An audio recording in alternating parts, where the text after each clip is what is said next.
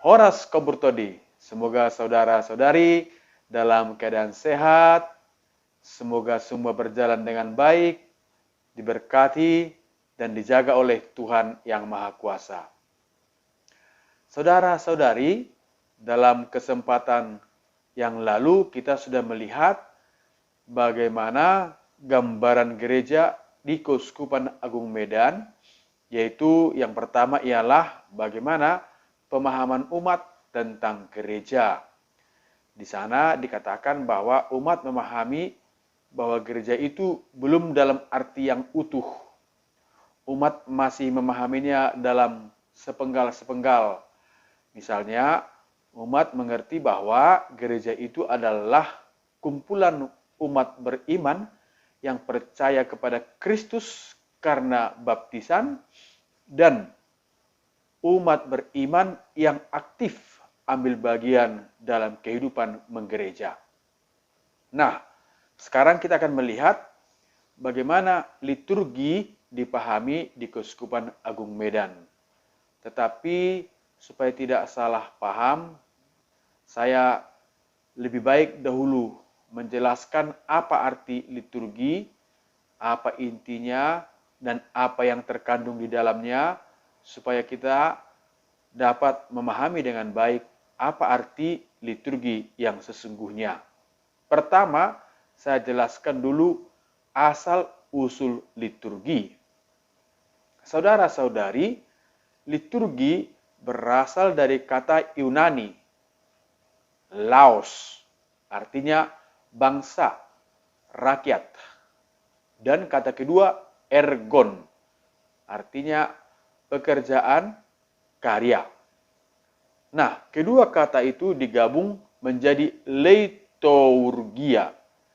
Leiturgia artinya karya rakyat atau karya negara. Dalam kitab suci Septuaginta, yakni kitab suci Perjanjian Lama, yang diterjemahkan dari bahasa Ibrani ke Yunani, pada tahun 250 sampai dengan 150 sebelum Kristus lahir, di sana terdapat 170 kali kata liturgi, di mana kata liturgi itu menunjuk kepada pelayanan kepada Allah oleh kaum Lewi atau para imam di Bait Allah. Sebagaimana kita ketahui, kaum Lewi adalah kaum terpandang di Israel. Maka kegiatan yang mereka lakukan di Kenisah yaitu adalah pelayanan kepada Allah, dan itu disebut liturgi. Kemudian dalam Perjanjian Baru, kata liturgi muncul 15 kali dengan berbagai arti. Bisa dalam arti profan untuk pelayanan umum, bisa dalam arti tindakan ritual atau kultus ritual. Orang Kristen yang pertama atau perdana meneruskan pengertian liturgi sebagai ibadat kepada Allah. Jadi lebih mengarah kepada perayaan, memuji, menyembah, mendengarkan sabda Allah. Yang kedua, saudara-saudari, kita akan lihat apa itu hakikat liturgi. Menurut dokumen liturgi atau Sacrosanctum Liturgi nomor 7, liturgi adalah perayaan misteri karya keselamatan Allah dalam Kristus yang dilaksanakan oleh Yesus bersama gerejanya dalam kesatuan Roh Kudus. Perayaan misteri karya keselamatan Allah dalam Kristus yang dilaksanakan oleh Yesus bersama gerejanya dalam kekuatan Roh Kudus. Maka pelaksana liturgi pertama-tama ialah Yesus Kristus, dan yang kedua ialah umat beriman atau gereja. Karena itu tujuan liturgi ialah, ini harus kita pahami, Allah menguduskan dan menyelamatkan manusia, sementara umat beriman atau manusia menanggapi Allah dengan memuliakan Allah. Jadi dalam liturgi terdapat tindakan Allah menyelamatkan dan umat beriman menyambut tindakan Allah yang menyelamatkan itu dengan iman. Yang dicapai melalui Yesus Kristus dalam ikatan Roh Kudus. Itulah arti dari hakikat liturgi. Jadi hakikatnya ialah perayaan karya keselamatan Allah, di mana Allah bertindak menguduskan manusia, dan manusia bertindak menanggapi Allah itu, kemuliaan pengudusan Allah itu dengan iman. Saudara-saudari, kita akan melihat unsur-unsur yang ada atau yang harus ada dalam liturgi. Pertama, kehadiran Kristus. Itu sangat jelas, karena tadi sudah dikatakan perayaan misteri karya keselamatan Allah dalam Yesus Kristus. Nah, bagaimana kehadiran Kristus dalam liturgi?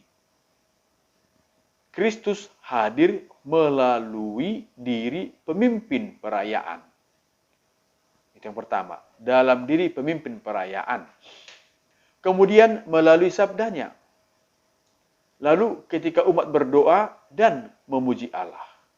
Yang pertama tadi, dalam diri pemimpin, dalam sabdanya, dan saat umat berdoa dan memuji Allah. Disitulah hadir Kristus. Dalam perayaan Ekaristi, Kristus hadir dalam imam yang memimpin Ekaristi. Dalam ibadat sabda distastasi, Kristus hadir dalam diri pemimpin awam yang bertindak sebagai pemimpin ibadat. Lalu yang kedua, dalam kitab suci. Kitab suci adalah unsur yang utama, sebab kitab suci lah sumber bacaan-bacaan yang diterangkan dalam khotbah, yang dinyanyikan dalam mazmur tanggapan, dan yang ditanggapi dalam doa-doa permohonan, dalam nyanyian liturgis, dan tindakan serta simbol-simbol liturgi. Maka dalam liturgi harus ada pembacaan sabda Allah. Ini sangat menarik ini. Jadi kitab suci adalah merupakan sumber dan pusat. Mazmur tanggapan juga dikutip dari kitab suci, dari kitab Mazmur. Doa-doa juga serta permohonan adalah tanggapan dari sabda Allah. Dan nyanyian-nyanyian itu sebisa mungkin, bukan sebisa mungkin, memang diupayakan dari kata-kata kitab suci. Maka berbeda lagu rohani profan dan lagu rohani liturgi. Lagu rohani profan misalnya, Yesus kekasih jiwaku. Nah, ini lagu rohani profan. Tapi lagu rohani liturgis, kami hunjukkan, kami sembahkan. Lagu ini adalah lagu rohani liturgi dan diletakkan pada persiapan persembahan. Lalu yang ketiga, saudara-saudari, tujuan liturgi. Nah, jadi tujuan liturgi ialah memuliakan Allah dan pengudusan manusia yang merayakannya. Kita memuliakan Allah dan Allah menguduskan kita. Bagaimana pemulihan Allah ini tampak dalam perayaan liturgi? Itulah yang dinampakkan dalam tanda-tanda lahir seperti rumusan doa, gerak-gerik, seperti penumpangan tangan, dan unsur-unsur material seperti roti, air, anggur, dan minyak. Jadi, baik rumusan doa maupun gerak-gerik seperti berdiri, berlutut, tiarap, tunduk, menumpangkan tangan, merentangkan tangan, ini semua adalah ciri khas atau karakter untuk pemuliaan Allah. Maka dalam perayaan liturgi kita tidak sembarangan, misalnya dalam gerak-gerik, misalnya berlari-lari kah, atau gerak-gerik yang tidak pantaslah, dan seterusnya. Namun, semua gerakan itu harus mengarah kepada kemuliaan Allah. Yang keempat, liturgi adalah sumber dan puncak kehidupan orang beriman. Darinya dan kepadanya segala aktivitas berasal dan bermuara. Kelima, partisipasi aktif umat beriman secara penuh, sadar, dan aktif yang berdasar pada baptisan.